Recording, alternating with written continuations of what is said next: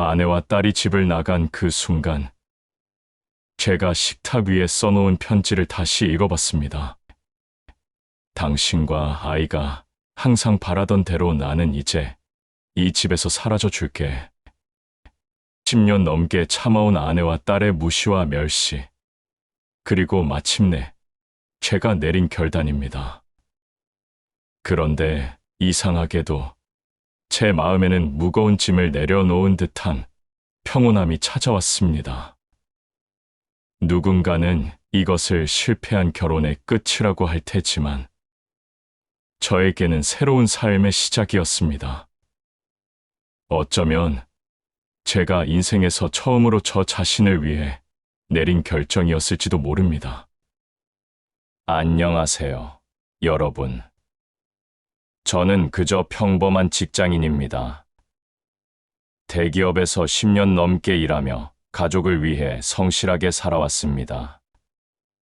특별할 것 없는 그저 평범한 남자죠. 대학 시절로 거슬러 올라가 보면 제 아내를 처음 만난 건 캠퍼스 축제에서였습니다. 그녀는 주변 대학에서 미인 2위로 불릴 정도로 인기가 많았죠. 모두가 그녀를 쳐다봤고 그녀도 그 사실을 잘 알고 있었습니다. 그녀는 항상 사람들의 시선을 받으며 자랐고 그래서인지 다른 사람들을 쉽게 무시하는 경향이 있었습니다. 여학생들과는 사이가 좋지 않았고 진정한 친구도 거의 없었던 것 같습니다. 반면 저는 글쎄요, 그다지 눈에 띄는 타입은 아니었습니다. 조용하고 성실한 학생이었죠. 그녀를 처음 봤을 때 그저 멀리서 바라볼 수밖에 없는 존재라고 생각했습니다. 하지만 우연한 기회에 같은 수업을 듣게 되었고 용기를 내어 말을 걸었습니다. 남편이 나를 1년 넘게 지겹게 쫓아다녀서 밥 한 번 같이 먹었는데 생각보다 나쁘지 않았어. 그래서 내가 선택해줬지. 아내는 친구들 모임에서 항상 이렇게 말했습니다. 그때는 그저 농담처럼 넘겼지만 돌이켜보면 우리 관계의 본질을 정확히 보여주는 말이었습니다. 결혼 초기에는 행복했습니다. 적어도 제가 그렇게 믿었죠. 대기업에 취직해 안정적인 수입이 생겼고 아내는 제가 자랑스럽다고 말했습니다.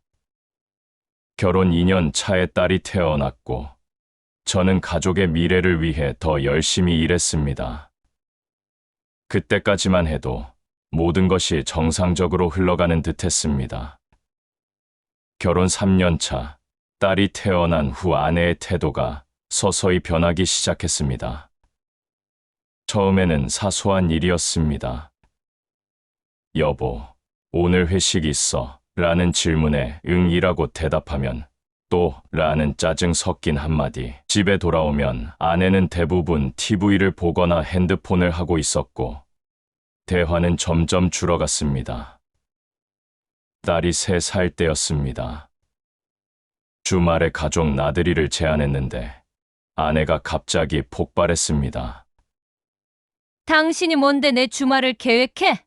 내가 원하는 게 뭔지도 모르면서 그냥 돈이나 벌어와. 그게 당신 역할이잖아. 그 말에 충격을 받았지만 아내가 육아 스트레스를 받고 있다고 생각하고 이해하려 했습니다. 그날 저녁 딸을 재우고 아내에게 다가가 안아주려 했더니 만지지 마. 피곤해서 자고 싶어. 이런 거절이 일상이 되었습니다. 우리는 같은 집에 살면서도 점점 더 멀어져 갔습니다. 그러던 어느 날 아내의 생일 선물로 준비한 목걸이를 건네자 아내가 서류 한 장을 내밀었습니다. 이혼 서류였습니다. 이게 뭐야? 당황해서 물었습니다. 혹시 필요할 때를 대비해서 우리 사이가 안 좋아지면 언제든 이혼할 수 있게. 솔직히 요즘 당신 보면 짜증나. 내가 원하는 삶이 이런 게 아니었어. 무슨 말이야? 내가 뭘 잘못했는데? 별로 잘못한 건 없어. 그냥 당신이 너무 지루해. 항상 예측 가능하고 재미없고 나는 더 흥미로운 삶을 살고 싶었다고. 아내는 마치 비상금을 준비하듯 이혼 서류를 작성해 두었던 겁니다.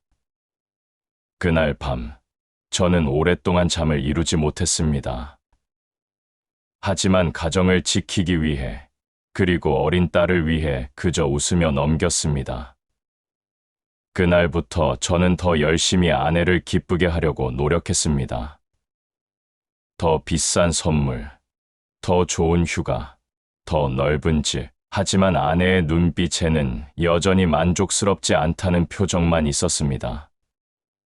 시간이 흐르면서 딸은 자랐고 아내의 냉대는 점점 심해졌습니다. 딸이 초등학교에 입학할 무렵 저는 승진을 했고 수입도 늘었습니다. 아내가 원하던 대로 넓은 아파트로 이사했고 딸에게 최고의 교육을 제공하기 위해 사립 초등학교에 보냈습니다. 우리 딸은 특별해. 최고의 교육을 받아야 해. 아내의 말에 동의했고 저는 더 열심히 일했습니다. 개인과외, 피아노, 미술, 영어, 딸에게 필요하다는 모든 것을 지원했습니다. 주말에도 출근하고 야근도 마다하지 않았죠. 그 결과 딸은 지역에서 공부 잘하기로 유명한 사립 명문 중학교에 입학했습니다. 하지만 집에서는 달랐습니다. 제가 벌어오는 돈으로 아내는 필라테스와 피부 관리를 다니며 여유로운 생활을 했고 집안일은 대부분 도우미 분이 해주셨습니다. 저는 그저 돈 버는 기계 같았습니다. 딸이 초등학교 5학년 때였습니다. 딸의 생일 파티에 참석하기 위해 중요한 회의를 미루고 일찍 퇴근했습니다.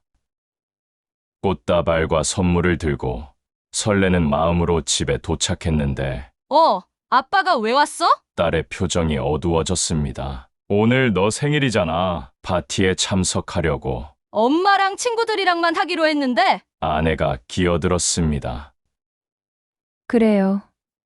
오늘은 여자들만의 파티예요. 당신이 오면 아이들이 불편해할 거예요. 결국 저는 딸의 생일 파티에 참석하지 못하고 서재에서 혼자 밤을 보냈습니다.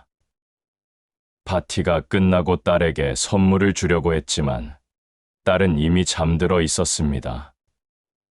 다음 날 아침 제가 준비한 선물을 건넸는데 엄마가 사준 것보다 별로야. 엄마는 내 취향을 잘 알거든. 그 말에 가슴이 찢어지는 듯 했지만 미소를 지으며 그래, 다음에는 엄마랑 같이 골라볼게 라고 말했습니다.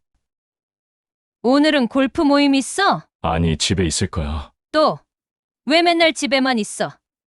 친구도 없어? 당신 때문에 나까지 답답해지잖아. 저는 가족과 함께 시간을 보내고 싶었지만 그것조차 불만이었습니다. 아내에게 저는 그저 필요할 때만 존재하는 사람 같았습니다. 회사에서는 인정받는 팀장이었지만 집에서는 그저 그림자 같은 존재였습니다. 엄마를 쏙 빼닮은 외모로 인형처럼 예쁜 딸은 엄마의 성격도 닮아가고 있었습니다. 어느 저녁 회사에서 큰 프로젝트를 성공적으로 마치고 기쁜 마음으로 집에 돌아왔습니다. 가족에게 좋은 소식을 전하고 싶었습니다. 오늘 우리 팀 프로젝트가 최종 승인됐어. 이번 성과로 보너스도 받을 것 같아. 아내는 시큰둥하게 대답했습니다. 그래. 좋겠네. 딸은 더 직설적이었습니다. 아빠 진짜 짜증나. 나한테 말 좀 안 걸었으면 좋겠어. 아빠는 그냥 조용히 돈만 벌어오면 되는 거야. 내 눈앞에서 사라지면 더 고마울 것 같은데. 식탁에서 딸이 한 말입니다. 그것도 제 오랜 친구가 손님으로 와 있는 자리에서요. 처음에는 사춘기라 그런가 이해해보려 했지만 이건 너무 심했습니다.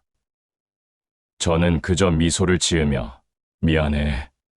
아빠가 말 안 하고 조용히 있을게 라고 말했습니다. 더 충격적인 것은 아내의 반응이었습니다. 딸을 말리기는커녕 오히려 제가 풀죽어 있는 모습을 보며 깔깔 웃기만 했습니다. 마치 재미있는 코미디 쇼를 보는 것처럼요. 그날 밤 친구가 돌아간 후 저는 아내에게 물었습니다. 왜 딸이 나한테 그렇게 말해도 아무 말도 안 해? 아내의 대답은 더 충격적이었습니다. 우리 딸이 솔직한 성격이잖아. 자기 감정을 숨기지 않는 게 건강한 거야. 그리고 솔직히 말해서 나도 같은 생각이야. 당신은 너무 존재감이 없어. 집에 있어도 없어도 별 차이가 없다고. 돈만 잘 벌어오면 된다고. 어느 날은 딸이 아빠는 필요 없어. 나가서 그냥 죽어버렸으면 좋겠다. 라고 말을 하는 걸 들었습니다. 아내는 딸이 사춘기라 그런다며 그냥 넘기더군요. 처음 그런 말들을 들었을 때는 가슴이 찢어지는 듯 했지만 시간이 지나면서 무감각해졌습니다. 그저 일상이 되어버렸죠. 그날 밤 저는 오랜만에 울었습니다. 제 딸이, 제가 그토록 사랑하는 딸이 저를 그렇게 미워한다는 사실이 너무 고통스러웠습니다. 한 번은 제 생일날, 가족과 함께하는 특별한 저녁을 기대하며 일찍 퇴근했는데 집에 도착하니 아내와 딸은 외출 준비를 하고 있었습니다. 왜 벌써 왔어? 우리 딸 친구 생일 파티 가려고 하는데. 오늘 내 생일인데 아, 맞다. 깜빡했네. 미안. 하지만 이미 약속을 했으니까. 그들은 그대로 나가버렸고 저는 혼자 케이크를 사와서 촛불을 끄고 잠들었습니다. 다음 날 아무도 생일에 대해 언급하지 않았습니다. 다음 날 아내에게 진지하게 이야기를 나누고 싶다고 했습니다. 우리 가족이 이렇게 된 이유가 뭐야? 내가 뭘 그렇게 잘못했니? 아내는 한숨을 쉬더니 말했습니다. 당신은 아무것도 잘못한 게 없어. 그게 문제야. 당신은 너무 완벽해서 지루해. 항상 예측 가능하고, 항상 착하고, 항상 그냥 거기 있어. 나는 인생에서 더 많은 스릴과 감정을 원했는데, 당신은 그냥 안정적이기만 하지? 그럼 당신이 원하는 건 뭐야? 내가 어떻게 하면 될까? 아내가 웃었습니다. 처음 듣는 냉소적인 웃음이었습니다. 주변 사람들 모두 내가 돈 잘 버는 남편한테 고마워해야 한다고? 그게 무슨 소리야? 오히려 당신이 나한테 고마워해야지. 내가 결혼도 해주고 같이 살아주잖아? 그리고 이어진 말은 더 충격적이었습니다. 예전에 내가 이혼 서류 작성해서 주면서 나는 언제든지 이혼할 준비가 되어 있다고 말한 거 기억나? 지금도 마찬가지야. 저는 믿을 수 없다는 표정으로 물었습니다. 그럼 우리 결혼 생활은 당신에게 어떤 의미였던 거야? 글쎄, 사회적으로 인정받는 방법, 안정적인 경제력, 똑똑한 딸을 낳기 위한 수단, 여러 가지. 사랑은 없었어? 아내는 잠시 생각하더니 대답했습니다. 초반에는 있었을지도 모르지. 하지만 당신이 너무 쉽게 넘어왔어. 추격의 짜릿함은 있었지만 정복하고 나니 더 이상 흥미가 없더라고. 그 순간 10년이 넘는 결혼 생활 동안 제가 얼마나 큰 착각 속에 살았는지 깨달았습니다. 아내는 완벽하게 저를 아랫사람으로 취급하고 있었습니다. 제가 사랑한다고 생각했던 사람이 저를 그저 편의를 위한 도구로만 여겼다는 사실이 가슴을 후벼 팠습니다. 그럼 우리 딸은? 딸이 나를 그렇게 대하는 것도 괜찮다고 생각해. 딸은 나를 보고 배운 거야. 여자가 세상을 살아가려면 강해야 해. 남자들에게 휘둘리지 않고. 우리 딸은 그걸 잘 배우고 있는 거지. 그날 밤, 처음으로 이혼이라는 단어가 제 마음속에 자리 잡기 시작했습니다. 그 대화 이후, 저는 집에서의 대화를 몰래 녹음하기 시작했습니다. 처음에는 제가 과민 반응을 하는 건 아닌지 확인하고 싶었습니다. 하지만 녹음을 들어볼수록 제 가정의 실체가 더욱 명확해졌습니다. 아빠, 진짜 꼴도 보기 싫어. 나가서 그냥 죽어버렸으면 좋겠다. 너무 심한 말 하지 마. 아빠가 돈은 잘 벌어오잖아. 그거 말고 뭐 있어? 존재감 제로인데. 매일 밤 회사 일을 마치고 주차장에 앉아 집에 들어가기를 망설였습니다. 오늘은 어떤 말을 들을까? 딸의 눈에는 어떤 경멸이 담겨 있을까? 그런 생각들이 머릿속을 맴돌았습니다. 내적 갈등도 심했습니다. 가정을 지켜야 한다는 책임감과 이대로는 안 된다는 자존감 사이에서 고민했습니다. 밤마다 잠 못 이루며 생각했습니다. 이혼하면 딸은 어떻게 될까? 나는 실패한 아버지가 되는 걸까? 그러던 중 딸의 중학교 졸업식이 다가왔습니다. 당연히 참석하려고 연차까지 썼지만 아빠는 오지 마. 엄마만 와. 아빠가 오면 내가 졸업식장에 안 갈 거야. 딸의 단호한 말에 가슴이 찢어지는 듯 했습니다. 제가 그토록 사랑하고 모든 것을 바쳐 키운 딸이 인생의 중요한 순간에 저를 배제하고 싶어 한다는 사실이. 알았어. 아빠는 안 갈게. 졸업 축하해. 마지막 희망의 끈이 끊어지는 순간이었습니다. 졸업식 날, 저는 회사에 연차를 내고 집에 혼자 남았습니다. 텅 빈 집에서 깊은 고독감을 느꼈습니다. 책장에 있는 가족 사진을 바라보며 생각했습니다. 언제부터 우리는 이렇게 되었을까?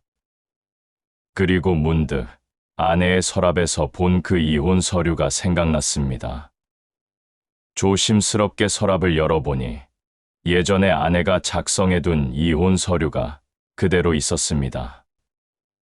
날짜만 채우면 제출할 수 있는 상태였습니다. 그 순간 결심이 섰습니다. 더 이상은 안 되겠다. 이대로는 내 인생이 완전히 망가질 거야. 떨리는 손으로 펜을 들고 날짜를 채웠습니다. 그리고 식탁 위에 편지를 썼습니다. 당신과 아이가 나를 그렇게나 싫어하는데 같은 공간에서 오랜 세월 함께 생활하느라 힘들었을 거야. 그런데 나도 당신과 아이의 차가운 멸시를 더 이상은 못 견딜 것 같아. 나는 너무 지쳐버렸어. 예전에 이미 당신이 이혼 서류를 작성해둔 게 있어서 이건 그대로 제출만 하면 될 것 같아. 당신과 아이가 항상 바라던 대로 나는 이제 이 집에서 사라져 줄게. 당신은 원래 나와 대화하는 것조차 싫어했으니까 나한테 하고 싶은 말이 있다면 변호사를 통해서 해주면 좋겠어. 편지 봉투에는 제가 미리 알아본 변호사의 명함을 넣었습니다. 짐을 최소한으로 챙기고 마지막으로 집을 둘러보았습니다. 10년 넘게 살아온 이 공간을 떠나는 것은 생각보다 더 가슴 아팠습니다. 하지만 더 이상 돌아갈 수 없다는 것을 알았습니다. 문을 닫는 순간 눈물이 흘렀습니다. 하지만 그것은 슬픔의 눈물만은 아니었습니다.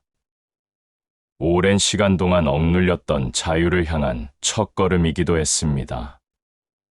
변호사를 통해 이혼 절차가 진행되었습니다. 아내는 패닉 상태가 되어 연락을 시도했지만 저는 이미 전화번호도 바꾸고 회사도 퇴사한 상태였습니다. 모든 증거와 녹음 파일을 변호사에게 전달했고 법적으로는 아무런 문제가 없었습니다. 남편분은 위자료 청구는 하지 않겠다고 합니다. 양육비는 자녀분이 20살이 될 때까지 면회를 통해서 직접 전달하는 방식으로 지급하겠다고 말씀하셨습니다. 변호사의 말에 아내는 더욱 당황했다고 합니다. 아내는 남편과 이혼할 생각이 전혀 없다고 했지만 이미 그녀가 직접 작성한 서류였기에 아무런 문제가 없었습니다. 수개월 후, 첫 양육비를 전달하기 위해 아내가 어머니 집을 방문했습니다. 어머니와 함께 아내를 기다리고 있었습니다. 아내가 이혼은 무효라고 주장하자 어머니는 단호하게 말했습니다. 예전부터 그렇게 매일 이혼 입에 달고 살았다고 하던데 이제 원하는 대로 해줬는데 도대체 뭐가 그렇게 불만인 거니? 이혼 서류도 내가 먼저 작성해서 우리 아들한테 준 거 아니야? 아내가 진짜로 이혼할 생각은 아니었어요 라고 말하자 어머니는 더욱 화를 냈습니다.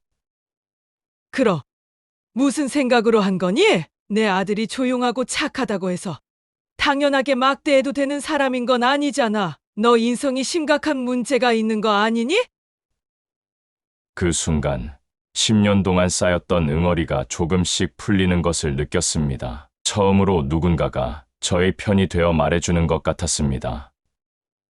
이혼 후 1년, 저희 삶은 완전히 달라졌습니다. 회사를 퇴사했지만 저를 아끼던 상사분의 도움으로 다시 복귀했고 새로운 프로젝트의 책임자로 승진까지 했습니다. 연봉은 예전보다 훨씬 올랐고 넓은 아파트도 구입했습니다. 프로젝트 거래처 사장님은 제 상황을 모두 알면서도 제 성실함과 능력을 높이 평가해 본인의 딸과 맞선을 주선해 주셨습니다. 처음에는 망설였지만 그분의 딸을 만나보니 정말 따뜻하고 배려심 깊은 사람이었습니다. 지금은 조심스럽게 관계를 이어가고 있습니다. 반면 전 아내는 양육비만으로는 생활이 어려워져 아르바이트를 시작했다고 합니다. 한때 미인이라 불리던 외모도 고단한 생활 속에서 많이 변했다고 하네요.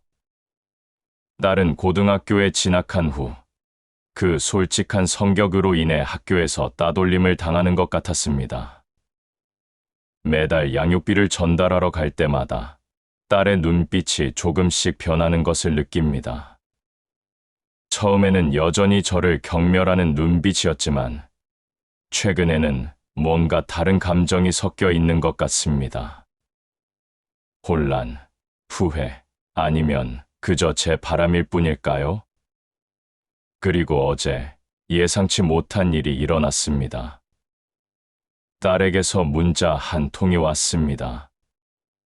아빠, 잠깐 만나서 얘기 좀 할 수 있을까?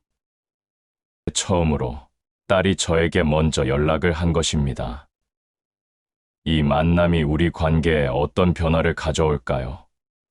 딸은 무슨 말을 하고 싶은 걸까요? 그리고 저는 과연 딸을 용서할 준비가 되어 있을까요?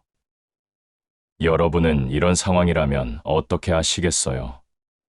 댓글로 여러분의 이야기를 공유해 주세요.